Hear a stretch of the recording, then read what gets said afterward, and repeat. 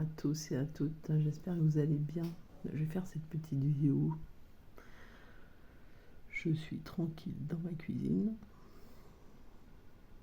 Après avoir dû surmonter un petit test ou une épreuve, je ne sais pas comment on peut le dire. Mais bon, je vais y arriver. Voilà, j'étais en train de lire vos commentaires. Et c'est vrai qu'il y a quelque chose qui m'est venu suite à un commentaire où j'ai répondu aujourd'hui, qui en fait concernait moi le malaise que j'ai eu, la difficulté que j'ai eue pour avancer, c'était de trouver ma place, ma juste place, le pourquoi j'étais faite et là où je devais être en fait. Et je l'avais dit il y a quelque temps, alors je ne sais plus si j'en avais parlé sur ma chaîne ou pas, mais j'avais des difficultés à trouver ma place par rapport à ce qui se passait avec ma sœur, où je disais je suis la numéro 2 et j'ai pas envie de passer à la numéro 1. Et en fait, c'était bizarre ce que je disais parce que je me suis aperçue que j'ai, malgré que je sois la deuxième d'une grande fratrie, j'ai toujours été dans l'attitude de la personne qui était comme la grande sœur, comme même au niveau d'avec ma mère, comme si en fait j'étais la maman de tout le monde. Alors ça, si vous regardez, vous aussi vous l'avez été, parce que le chaser, c'est là où en fait on l'amène, et c'était pas ma place, la numéro 1.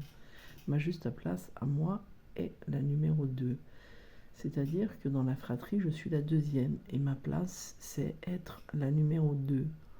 Au niveau de ma mère, je ne peux pas être la mère de ma mère, je suis automatiquement son enfant.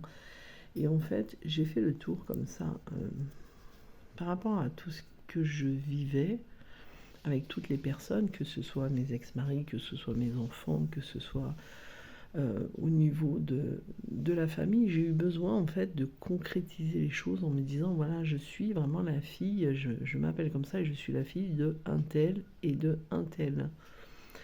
Je suis la mère de mes enfants. Mais j'ai vraiment dû, en fait, pour trouver ma place dans tout ce qui est monde familial, enfin, oui, monde familial, j'ai vraiment dû m'énumérer pour vraiment me dire, mais tu es la deuxième. Alors, la position numéro 2, c'est pas top, hein, mais elle est aussi, dans la réalité, elle est exactement ce qu'elle est. Je ne suis pas la sœur aînée, et c'est vrai que l'attitude que j'ai eue, dû avoir, était celle de la sœur aînée. Voilà. Alors qu'en fait, ça n'était pas du tout ça. Dans mon travail, ça a été exactement la même chose. Alors j'ai eu beaucoup d'activités. Moi, je suis multifonction. J'ai jamais eu une activité qui a été vraiment qu'une activité comme le sont certains. Hein. Certains sont, voilà, depuis des années, ont fait des études dans la médecine et vont rester dans ce côté médecine. Moi, j'ai vraiment touché à tout. Hein. J'ai autant travaillé dans les colonies de vacances que dans les maisons familiales, que dans la fabrication des bijoux, dans la fabrication des pièces de voiture. J'ai été contrôleuse. Enfin, j'ai fait de la soudure, j'ai fait quoi? J'ai travaillé comme aide à domicile, j'ai travaillé comme indépendante. J'ai vraiment été la multifonction comme le couteau suisse. Et c'est vrai que maintenant, j'ai toujours eu, dans le travail que j'ai fait, à l'époque, avant ma reconnexion, eu un travail qui me plaisait. Parce que si ça me plaisait pas, je restais pas. Voilà, je ne supportais pas à l'époque l'engagement. J'aurais eu aimé, mais je ne supportais pas de m'engager dans un travail qui ne me correspondait pas. Voilà, je l'ai fait une fois, ça m'a coûté très cher. Et je suis partie. Voilà. Mais là, donc, on reprend le contexte actuel, dans ma vie actuelle. C'est vrai que pratique la cartomancie, que j'ai une certaine médiumnité depuis un moment. J'ai travaillé pour la recherche des personnes disparues il y a quelques années. Et je suis retournée dans ce travail d'aide à domicile parce que c'est ce que j'aime faire. J'ai regardé un petit peu aussi dans mon transgénérationnel beaucoup. Alors, travailler pas, c'est pas aide à domicile, mais faisait le ménage dans les entreprises ou chez des particuliers, etc. Et en fait, au début, j'avais un mal-être avec ça parce que je me disais, mais c'est pas possible. En fait, je suis en train de reproduire exactement les choses que mes ancêtres faisaient, c'est-à-dire aller faire le ménage chez quelqu'un. C'est pas une tare, hein, pas du tout, mais à l'époque, c'était vu comme quelque chose, voilà, on va pas dire bas de gamme, parce que c'est pas vrai, c'est pas le mot juste, mais j'aurais pas de mot juste. Et en fait, c'est vrai que c'était peut-être la facilité à l'époque, parce que les femmes faisaient le ménage à l'époque. Donc c'est vrai que quand on cherchait un travail, dans l'ancien temps de ma famille, on allait directement au niveau, alors pas toutes, hein, mais une grande majorité, c'était soit des mères au foyer, soit en fait des personnes qui faisaient le ménage chez les autres. Et moi, j'ai eu du mal à trouver ma place parce que j'avais l'impression d'être dans la reproduction en fait de ce transgénérationnel qui en fait n'avait absolument rien d'excitant. Euh, Au niveau même des finances, tout ça, il n'y avait rien d'extraordinaire. Et c'est vrai que je me suis dit, mais je suis en train de faire un schéma répétitif. Et il m'a fallu du temps pour en fait m'apercevoir que pas du tout. Parce que à domicile, on a la différence d'être dans le milieu social, d'aider les gens dans leurs toilettes, de s'occuper bien évidemment de leur rangement, de les aider dans les activités, dans leur papier. Donc ça avait déjà un contexte différent par rapport à l'époque. Et j'ai eu beaucoup de difficultés à m'y faire quand même, alors que c'est un travail que je suis allée chercher moi-même parce que j'aimais le faire. Je l'avais déjà fait en 2005 et je voulais recommencer maintenant. Euh, et, euh, et j'ai eu beaucoup de difficultés, déjà parce que j'ai eu des problèmes de santé dus à une tension qui a été beaucoup trop haute et au contexte qui n'était pas très bon dans l'entreprise où j'étais, qui n'était vraiment pas très sain. J'en avais parlé, hein, j'avais vécu aussi, et je savais que c'était au niveau pas que au niveau personnel, mais vivre cette blessure d'injustice collective. Et du coup, j'ai eu du mal, hein. J'ai eu aussi du mal avec ma chaîne parce que il y a quelques années, j'avais eu des difficultés aussi au niveau de ma chaîne. Et j'avais la difficulté de me dire, mais est-ce que tu mérites tes abonnés? Enfin voilà, vous savez, de toujours me remettre en question, mais comme si en fait, je n'avais pas une valeur. Voilà. Et en fait, les choses ont changé après 6 semaines. Vous voyez, le chiffre 6, il me suit, hein. En plus, moi, je suis métronome 33, mais mon chemin de vie aussi 6 me suit. Et c'est vrai que cet arrêt de 6 semaines a été très bénéfique pour moi. En plus de m'aider au niveau de la santé, il a été bénéfique pour moi parce qu'il m'a fait prendre conscience de beaucoup de choses. Et c'est là, après ces 6 semaines, que quand je suis retournée dans mon travail, alors moi qui voulais en partir parce que ça me plaisait plus d'y être, quand j'y suis retournée, j'ai compris que ces 6 semaines m'avaient aidé à avoir un côté plus paisible et j'avais eu beaucoup de remises en question. Mais je m'étais remise en question moi par rapport au fait que je n'arrivais pas à trouver ma place et que j'avais ce sentiment d'être comme dans ce schéma répétitif de famille, de me dire mais en fait tu n'es capable de faire que ça, c'est-à-dire le ménage. C'était assez... c'est très intéressant d'ailleurs de le vivre parce que ça m'a permis de libérer quand même énormément de choses. Donc j'ai été très contente quand même, je suis très contente de l'avoir vécu parce que ça m'a permis de libérer de mes pensées qui étaient très limitées, voilà, et aussi en même temps de libérer un peu de transgénérationnel, un peu, beaucoup d'ailleurs. Et c'est là en fait où j'ai pu retrouver la place que j'avais, qui en fait était une place que je méritais, dans laquelle c'était pas un fardeau justement. Fallait pas que je trouve une place dans un fardeau, mais une place dans quelque chose qui me convienne exactement de faire. Et moi, ce qui me convenait de faire, c'était m'occuper des personnes, c'est avoir cette indépendance, parce que je tiens à mon indépendance, voilà, autant financière que mon indépendance pour moi, quoi, personnelle. Et c'est vrai que ces 6 semaines-là ont été bénéfiques parce qu'elles m'ont transformée, en fait, intérieurement, mais beaucoup. Trouver sa place, c'est pas toujours facile.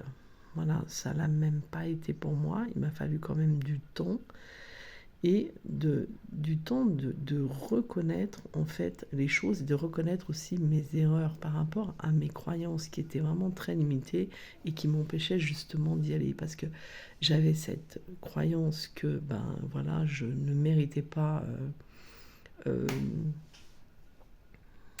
pas vraiment que je ne méritais pas, mais que j'étais pas capable de faire autre chose que du ménage, alors que c'était pas ça du tout. Et puis de toute façon, même si ça l'avait été, ça n'aurait pas été une grande importance, parce que faire du ménage, les femmes qui font le ménage, ce sont des femmes quand même.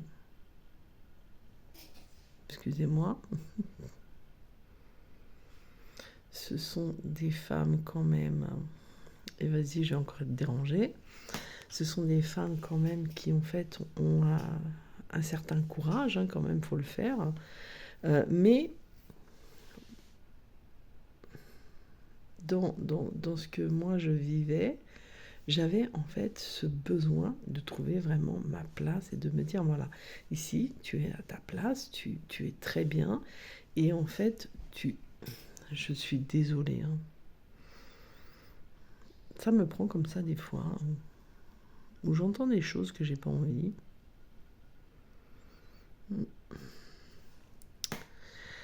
Et ça m'a aidé en fait.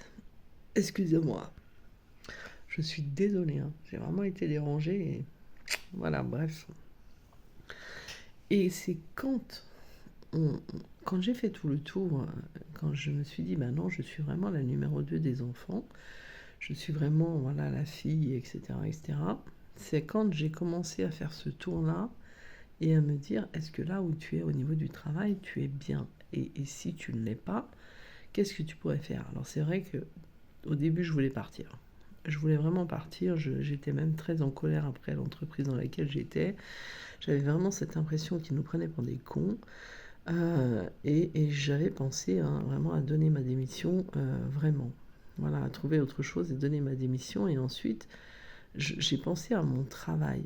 Pas à l'entreprise, mais au travail que je faisais. Et je me suis dit, mais le travail que je fais, c'est quelque chose qui me plaît. C'est quelque chose dans laquelle, en fait, je ne suis pas tirée vers le bas, mais plutôt justement nourrie par cette énergie qui me plaît d'aider les autres. Alors il m'a fallu un certain temps, mais j'ai fini par trouver ma place. Et quand j'ai trouvé ma place, il y a quelque chose qui est extraordinaire qui s'est produit, c'est que j'ai été augmentée sans même le demander. C'est comme ça en fait que j'ai compris que j'étais vraiment à cette place qui me convenait. Et les choses, elles ont continué en fait elles ont continué en fait à aller de mieux en mieux, parce que ça s'est aussi fait, mais dans tous les autres contextes. Alors c'est pour ça que quand j'ai répondu à ce commentaire, ce qui est bien de faire, c'est de regarder, est-ce que là, au niveau familial, on est nourri correctement, parce qu'on a vraiment notre place. On n'est pas là comme un opportuniste, mais on est là vraiment par rapport à notre famille, mais à la place qu'on mérite, et à la place qu'on va aller chercher avec notre propre souveraineté. Mais ça se fait dans tous les domaines. Et à partir du moment où on est capable en fait de se rendre compte que oui, là, on est à notre juste place et que on est vraiment dans cette énergie souveraine où on est bien, ça change énormément de choses de l'autre côté. Parce que moi, quand j'ai eu commencé à être comme ça différente, j'ai senti quand même que avec ma moitié, il y avait aussi ce rapport-là où je me suis dit, mais ma place, elle est là. Et j'ai pu réussir, en fait, c'est comment dire, c'est quand l'autre nous donne notre place, vous savez, mais elle s'est faite parce que moi, je me la suis donnée. Donc c'est pour ça que quand je lis des commentaires, parfois, que ce soit sur ma chaîne ou sur d'autres, euh, j'ai eu beaucoup, moi aussi, hein, quand je commentais, j'ai eu des moments où j'étais en colère et où je me disais, mais c'est du ridicule et c'est du n'importe quoi ce qui est dit. Mais en fait, c'était moi qui avais tort dans le sens que même certaines vidéos qui ont été faites, même si elles m'apportaient que de la rage à l'époque, ou du mécontentement, ou de la colère, ou des doutes, ou des peurs, elles avaient leur place d'être là à ce moment-là. Parce que maintenant, quand je me souviens de... Alors des fois je retrouve, hein, j'efface les commentaires, enfin certaines j'ai pas effacées, mais j'ai rajouté un autre commentaire avec le recul que j'avais de maintenant. Et d'autres, je les ai effacés parce que c'était complètement con comme commentaire, mais c'est bien de regarder ça. Et quand on a vraiment cette énergie en soi de cette souveraineté, de se dire, bah, oui, comme ça, là, tu n'es pas la victime de cette personne ou de cette situation, mais c'est toi qui arrives à gérer en fait tout ça, c'est toi qui conduis tout ça, et ta souveraineté, elle te permet de le faire. Ton énergie, en fait, c'est pour ça que je vous disais dans les polarités féminines, c'est de vraiment se reconnecter à son énergie du féminin sacré, et pareil pour le masculin. Quand on arrive en fait à faire ça, vraiment, il faut du temps, c'est sûr. Le temps, le fameux temps que personne n'apprécie, alors que le temps, il est quand même tellement appréciable, comme par exemple le temps de repos, en fait, quand on peut se reposer, le temps du déjeuner, enfin tout ça, le temps, c'est tellement, on le voit tellement comme quelque chose de négatif dans ce parcours, alors qu'en fait, il n'y a pas de côté négatif. C'est notre perception qui fait que c'est lourd, que c'est long et qu'on le perçoit comme négatif. Mais quand on arrive à avoir cette autre énergie en se disant, ben, le temps, oui, ben écoute, là, pour l'instant, ça fait un moment que ben, je ne l'ai pas vu, ou ça fait un moment que je ne lui parle pas. Moi, il y a des fois, quand on n'est pas ensemble, quand on a aussi, moi par exemple, là je vais être en vacances, je vais pas le voir pendant quelques jours. Lui, il va être en vacances, il va pas me voir pendant quelques jours, mais ce temps-là, en fait, c'est pas une lourdeur. C'est un espace que chacun en prend, et dans cet espace, chacun fera ce qu'il a à faire. Et ensuite, ben, l'espace qui sera fini, c'est que l'on aura vécu ailleurs l'un et l'autre, ben, quand on va se retrouver, c'est un autre espace, mais c'est un autre espace qui en fait aura un rapport avec le temps aussi. Le temps de la distance, c'est après le, le rapprochement, c'est le temps en fait qu'on va vivre, dans le sens où passer du temps ensemble et ce sera agréable. Donc vous voyez le côté temps, selon comment on le met, selon comment on le perçoit, parce que certaines séparations qui en fait peuvent durer 2, 3, 4, 5, 6, 7, 8 mois, un an ou 2 ans. Si on regarde en mois, en jours, alors là je pourrais même vous rajouter du temps, parce que vous regardez le nombre de secondes, de minutes, d'heures, c'est énorme. Mais si on en fait quelque chose en fait, si vraiment on change notre perception, on se change à l'intérieur et qu'on en fait quelque chose d'agréable à vivre, quelque chose qui nous permette justement d'évoluer, qui nous permet aussi de prendre du temps pour nous, tout de suite, ça change en fait la valeur de cette énergie-là. Voilà, donc